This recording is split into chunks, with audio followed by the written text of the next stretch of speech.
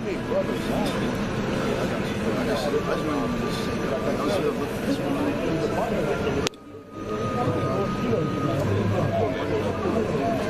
You keep teaching.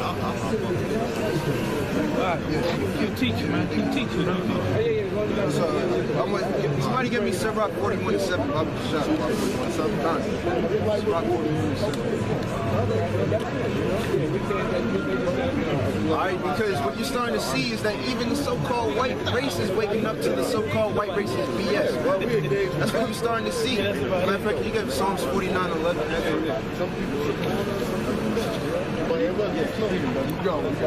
Sirach, chapter 41, verse 7. The children will complain of an ungodly father. The children will complain of an ungodly father. So when they see the people ruling this country, which is Esau, the so-called Edomites, the Edomites, the so-called white race, all right? The children will complain against the fathers, which is why you see riots, you see all this stuff. Even when Trump was put into office democratically, the so-called democratically, they rose up and complained. Everything that's going on, the iniquities in this country, they're starting to complain and rise up, all right? Even the Edomites are starting to complain against their fathers. Because they shall be reproached for his sake. And the reason why they're upset is because they're being reproached and looked down upon and cursed on by us and as well as the other nations because of their fathers. Their fathers are putting a stain on their posterity, all right? And ultimately, their fathers are going to be the ones that end up leading them being destroyed, all right? Bring out the prophecies.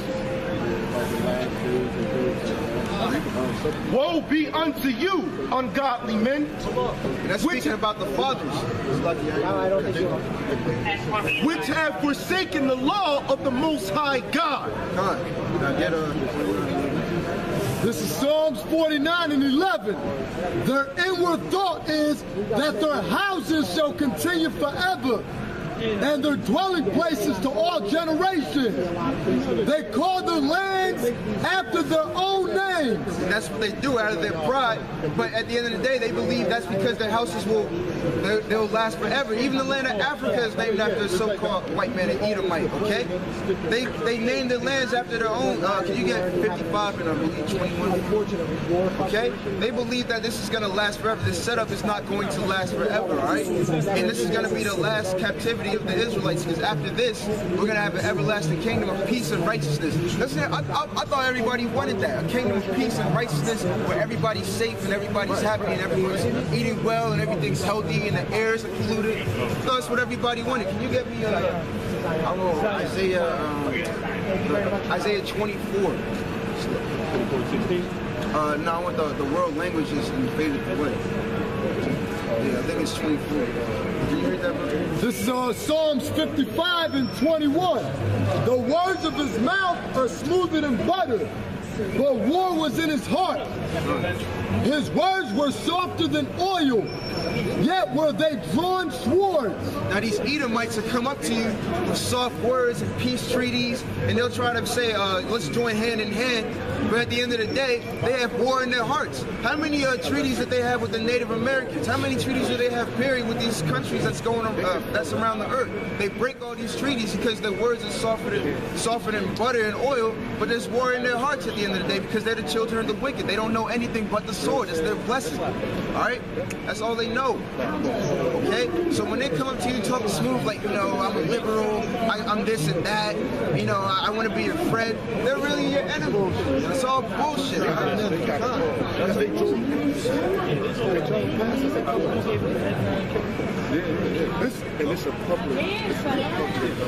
This is Isaiah 24, verse 4. The earth mourneth and fadeth away. The world languish and fadeth away. The haughty people of the earth do languish. All right? Now the haughty people who are in this world, they're languishing right now because the kingdom's on the way out. All right? But the scriptures say that the earth mourneth and fadeth away. All right? Even the earth is crying. Matter of fact, give me Romans the 8th chapter. But basically, what it's saying is that the earth right now is mourning. It's waiting for the rightful rulers to come back into power, all right? Even the earth wants it, all right? The whole creation wants the kingdom to be ushered in, all right? Because the people that are ruling this world right now are wicked. All right, now if the rulers of this world are wicked, obviously the people are going to be wicked. They're going to follow the rules. The earth is going to be destroyed. It's going to be in a terrible state. I believe I want to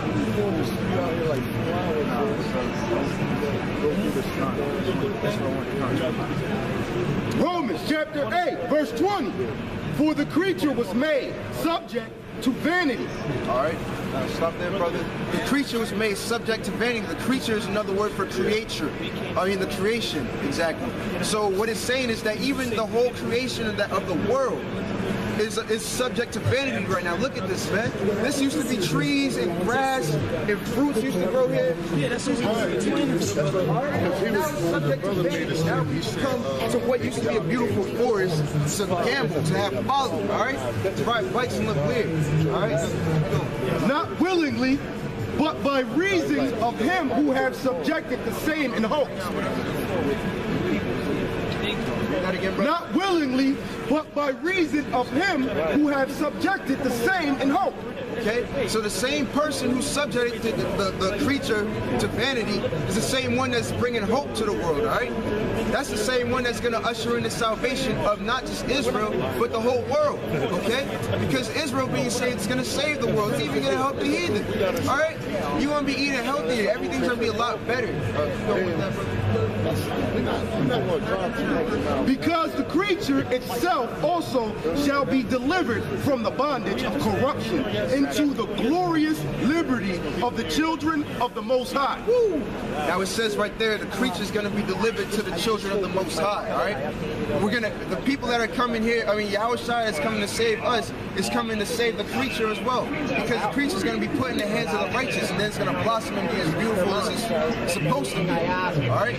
Now, can you bring that verse up, bro? This precept Isaiah 13 and 11.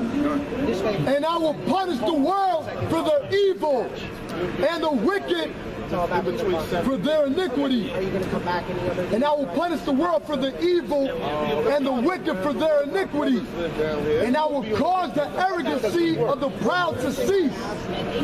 Now the arrogancy of the proud, which is the people that are lifted up in this world, the high-minded, lofty ones, all right, their pride is going to be punished, okay, because of the iniquity that they brought in the world, all right? And our people who decided to follow this, and the people that continue to follow them are going to be destroyed along with them and punished with them, okay?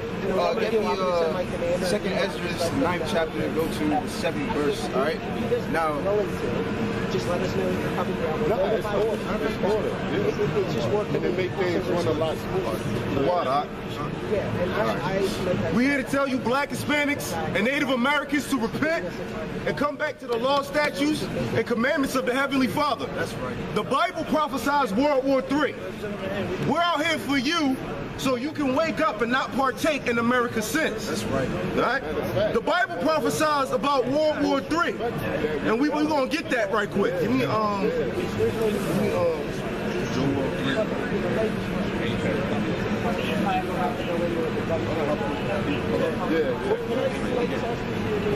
Right, because back then America was a superpower, right? It was ahead on weaponry, its military might was strong, it had nuclear capabilities, and barely nobody did but him and Russia. But now everybody else has nuclear capabilities. So now America has to rearrange its attitude because now the playing field is even. And the Most High, basically, the Most High prophesies this to let you know, if you do not wake up to the law, statutes, and commandments, that you're going to partake in this nuclear destruction that America has coming. All right, read that. This Joel 3 and 9. God. Proclaim ye this among the Gentiles. Right, the Gentiles are not the blacks, Hispanics, and Native Americans. If you're African, if you're an Ishmaelite, which is Arab, if you're a so-called Edomite, which is a white man, then you are not a part of Israel. He's talking to you. You are a Gentile. Read. Prepare war. Right. Wake up the mighty men. Right. Just to say something else right quick. You know he's talking about them. He ain't talking about us in the hood. We don't have army. We don't have militaries. We don't have police force. We don't have security. They do. So when he says prepare war, he's talking to people that have militaries and armies that can actually go to war. Read. Let all the men of war draw near. Con, read. Let them come up. Read. Beat your plowshares into swords. Right? He said beat your plowshares. Plowshares is what? Farming instruments, farming tools. He said beat your plowshares into what? Into swords. Swords are weapons of war. Keep reading. And your pruning hooks into spears. And he said beat your pruning hooks into spears. So he's telling these nations to now cultivate their land. Don't worry about cultivating your land. Get up your military might. And why is he saying this? Read. Let the weak say, I am strong. Yeah, the weak. Two off the top, like North Korea and Iran. These nations, these were the nations that America used to bully. Now America can't bully these nations because these nations have nuclear capabilities now.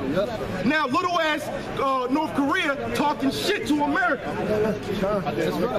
because they have nukes now. Right? Now the weak is going to say, I am strong. That's like a little kid that used to be in high school. They used to get bullied by some big dude. And then 5 years later, that little kid got his weight up. Now he come back like, yeah, I dare you to touch me now. That's the same thing with America to these other nations. They have nuclear capabilities now, so they are not taking nothing. They don't care about America's sanctions. Read. Assemble yourselves and come, all ye heathen, and gather yourselves together. Assemble yourselves and come, all ye heathen. Right. So the Most High wants to gather the heathen. But why? Read. And gather yourselves together round about. Thither cause thy mighty ones to come down, O Lord. Right. He said he's going to cause all the heathen to come together. Right. Everybody who's not black, Hispanic, and Native American. He's going to call all of you to come together to go to war for World War III. And then there, he's going to judge you. Read. Let the heathen be awakened and come up to the valley of Jehoshaphat. But we all know that the Most High's name is not Jehovah. His name is Yahweh. So in the Hebrew tongue, that would be Yahweh Mashaphat. Yahweh being his name, Mashaphat meaning his judgment. So he's going to gather the world's armies together to go to war, but not by their own doing. He's going to gather them together so that he can judge them into the valley of Mashaphat, which is the valley of Yahweh's judgment. Read. For there will I sit to judge all the heathen round about. And how is he going to judge them? He's going to judge them with destruction. He's going to send his son Yahweh Shai to come make an appearance and lay waste to your armies, and you 2/3 and you heathens. Well, they would like to know any infractions that you might be able to avoid. Right, because the Most High, his determination is to gather you nations together. Oh, you got that? I got him on that. He got on that. The Most High's determination is to gather the nations together so that y'all can go through World War III, just so he can show up to pour upon y'all the indignation, the fire of his jealousy. The difference where you can tell is for the controversy of Zion, for what y'all done to us. Right, read. Book of Ezekiel, chapter 38, the first verse. And the word of the Lord, Yahweh came unto me, saying, Son of man, set thy face against God, the land of Magog, the chief prince of Meshach and Tabor, and prophesy against him. And say, How you know Gog and Magog? How you know that's talking about Russia? Because Tubal, they have the river Tubal that's in Russia right now. That's how you know Gog and Magog is talking about Russia. And say, thus saith the Lord Yahweh power. Behold, I am against thee, O God, the chief prince of Meshach and Tubal. And I will turn thee back and put hooks in thy jaws. And I will bring thee forth in all thine armies, horses and horsemen, all of them clothed with all sorts of armor, even a great company with bucklers and shields, all of them handling swords. Right, that's about Russia turning back into that Cold War spirit. The Most High said he's going to put hooks into his jaws and turn them back into that spirit of hating America. Because America's a superpower. Russia's a superpower. They're supposed to balance each other out. Now Russia's back in his original state to balance America out. They have nuclear capability. Russia has nuclear capability. And it's going to play big brother to each one of those nations that want to go against America. Right? But as a matter of fact, give me read. Ezekiel 38, verse 5. Persia, Ethiopia, and Libya with them, all of them with shield and helmet. And the nations of Persia, a lot of the Persians are Iranians. Who are they allied with? They're allied with Russia. Who do they have contention with right now? America. Because they're getting their uranium supply up for a nuclear arms supply. So they're tied hand in hand with Magog, which is Russia. And that's by prophecy, Ezekiel 38 chapter, who they're allied with. Because they're going to go into World War III, which is known in the Bible biblically as Armageddon or Hamagadawan. The gathering of troops to the mountains in the valley of Jehoshaphat. That's right. Yahweh, the Lord's judgment. Food and fun. There's only one. London calling. Let us know. All right, if we go to y'all. This Joel 2:1.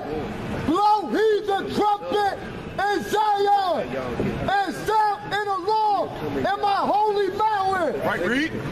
Let all the inhabitants of the land tremble. Read. For the day of the Lord cometh, for it is not at hand. A day of darkness and of gloominess. A day of clouds. Right. He said it's a day of darkness and a day of gloominess and a day of clouds that's coming. What is that? That's the day of when the nukes drop. Them clouds are the mushroom clouds. That's right. Yeah, one time they did it. Yeah. So man, y'all better get right, man. You Black, Hispanics, and Native Americans, man. Before when Yahweh Shai get back, he's not giving hugs and signing new legislation in the fucking White House, man. He's coming back to take this kingdom down and set up his forever. And of thick darkness as the morning spread upon the mountains, a great people and a strong. Right. He said a great people and a strong. He's not talking about a real army, like a real great people and strong. Right now, this is allegorical talk for them nukes. And we're gonna get, and it's gonna come clear. Read. There hath not been ever the like, neither shall be any more after it. Right. So these nukes, the Most High said that these weapons, it has not ever been weapons that was compared to these nukes ever in history. And after it, there ain't gonna be none like it. Because we're going to go around and destroying these weapons of war. Even to the years of many generations, a fire devoureth before them. Right, that's right. He's explaining the nukes. He says a fire devoureth before them. So when them nukes hit, when at ground zero, it devours everything in ground zero. And then it pushes that nuclear wind, that radiation out, and destroys anything in that radius. You said there's going to be weapons that have never been used before and never will ever again. Here's Isaiah 9:5. For every battle of the warrior is with confused noise and garments rolled in blood, but this shall be with burning and fuel of fire. Bring that back right quick. All right, Isaiah 9:5. For every battle of the warrior is with confused noise. Every old war used to be what? With confused noise. Your army hit the field, my army hit the field. You got shields and swords, we got shields and swords. You got horses, we got horses. And they screaming charge, they running at each other. People screaming because they just got stabbed. A real bloody war. Garments rolled in blood. Real blood.